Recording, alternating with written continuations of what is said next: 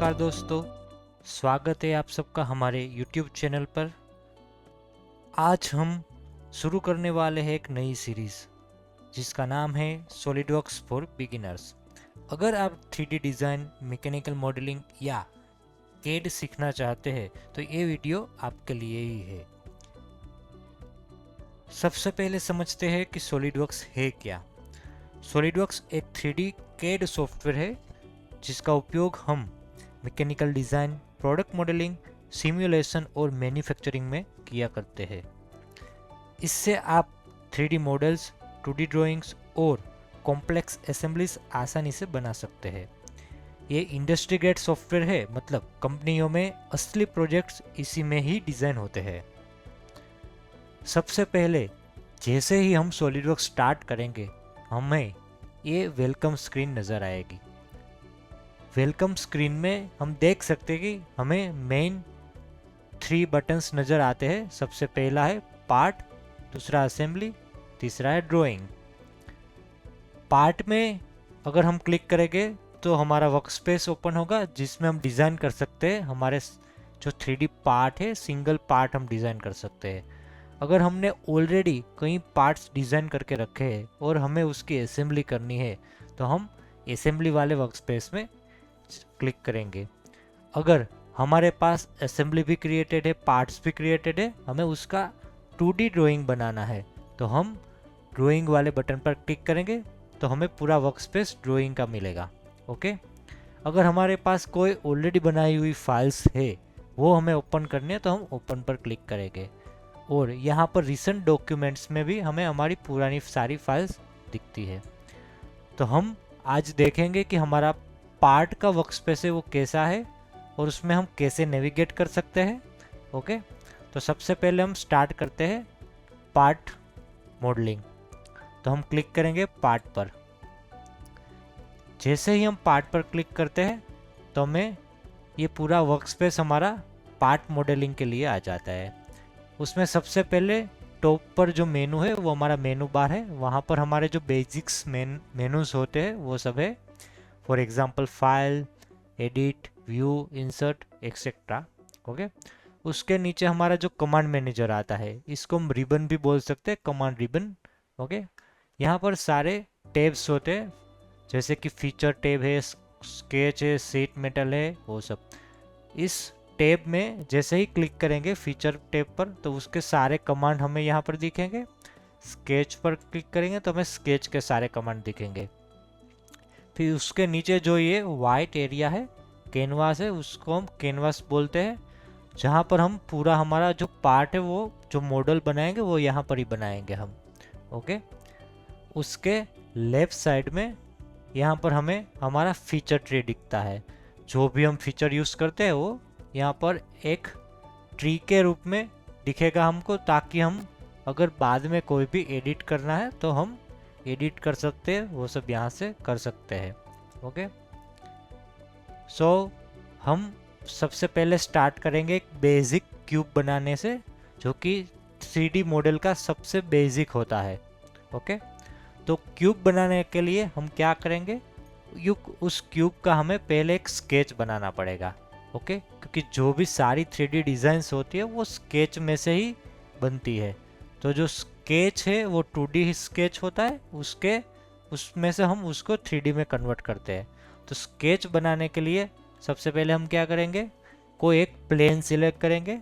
यहाँ पर हमारे पास 3 प्लेन है, फ्रंट प्लेन, ये है टॉप प्लेन और ये है राइट प्लेन। अभी जब हम क्लिक करते हैं तभी हमें प्लेन विजिबल होते हैं। ओके। अगर हमको विजिबल रखना है प्लेन तो यहाँ पर प्लेन पर क्लिक करके शो का ऑप्शन आता है, तो हम उसको विजिबल रख सकते हैं ये। ओके। हम इसको हाइड कर देते हैं। ओके। अब हम यहाँ पर प्लेन पर क्लिक करेंगे। हम रहेंगे, सबसे पहले हम लेंगे टॉप प्लेन, यहाँ पर क्लिक करके स्केच पर क्लिक करेंगे। ओके। अब हमें क्यूब बनाने के लिए हमें उसका एक रेक्टेंगुलर स्केच बनाना पड़ेगा। तो यहाँ पर हम रेक्टेंगल क्लिक करेंगे, सबसे पहला वाला ऑप्शन सिलेक्ट करेंगे और यहाँ पर ओरिजिन पॉइंट पर सिलेक्ट करके ये रेक्टेंगल ड्रॉ कर लेंगे। ओके। रेक्टेंगल ड्रॉ करने के लिए आपको यहाँ पर एक क्लिक करना है, बाद में दूसरा क्लिक यहाँ पर करना है, आपको ड्रैग नहीं करना है। ओके, फिर यहाँ पर ओके कर देंगे। अब हमें उसको डिफाइन करने के लिए डायमेंशंस देने पड़ेंगे। ओके, तो उसको हम डायमेंशन स्टेप पर डायमेंशन पर क्लिक करते हैं और यहाँ पर इसको डायमेंशन दे देंगे। फॉर एग्जांपल इसको 50 देते हैं और इसको 60 देते हैं। अब ये कौन से यूनिट में है ये हमें जानना है, तो हम यहाँ पर नीचे राइट साइड में कॉर्नर में देख सकते हैं कि ये अभी हमने सिलेक्ट किया हुआ है इंच, पाउंड और सेकंड। यहाँ पर दूसरे भी कई यूनिट्स है जैसे कि MKS है, CGS है, MMGS है। ओके, करंटली हमने सिलेक्ट किया है इंच, पाउंड, सेकंड।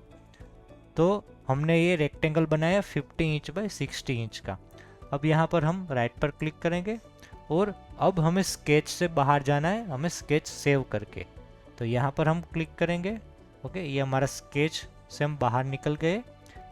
ओके, जैसे ही कोई स्केच सिलेक्ट नहीं होगा तो ये डार्क ग्रे कलर का दिखेगा, जैसे ही आप स्केच सिलेक्ट करोगे तो ये ब्लू कलर का दिखेगा।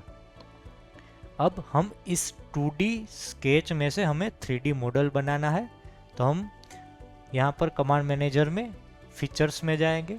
ओके, और ये एक्सट्रूड फीचर यूज़ करेंगे, इसके ऊपर क्लिक करेंगे तो वो ऑटोमेटिकली जो आपने स्केच सिलेक्ट किया हुआ है उसमें से जो क्लोज्ड रीजन होता है वो सिलेक्ट कर लेगा और उसको आपको हाईलाइट करके देगा। फिर यहाँ पर इस एरो को आप ऊपर ड्रैग कर सकते हो और आपको जिस भी डायरेक्शन में 3D क्यूब बनाना है उस डायरेक्शन में उसको ड्रैग करना है। फॉर एग्जांपल बॉटम में ड्रैग करना है तो बॉटम में, टॉप में ड्रैग करना है तो टॉप में। अगर आपको कोई स्पेसिफिक डायमेंशन, प्रिसाइज डायमेंशन आपको डालना है तो आप यहाँ पर डाल सकते हो, जैसे कि हम 60.25 डालते हैं। ओके, तो इंच आ गया क्योंकि हमने यहाँ पर IPS रखा है तो ऑटोमेटिकली वो इंच में होगा। फिर हम उसको ओके कर देंगे।